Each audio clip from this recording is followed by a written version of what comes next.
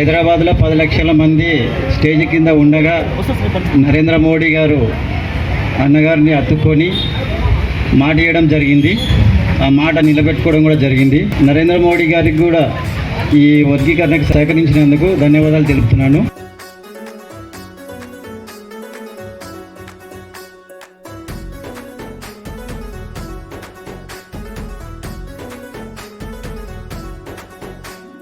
అందరి కోసమై జనముల జెండను పట్టాలే, బతుకుల్లో వెలుగులు నింపా బహుజన వాదం ఎత్తాలే.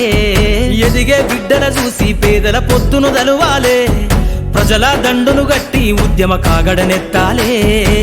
నింగిలో అమరుల దలిసి నీలి వందనమంటూ చరితను రాసిన గొప్ప మహనీయుల కలలేగంటూ పల్లె పల్లెల్లో బహుజన జెండా ఎగరయ్యాలే.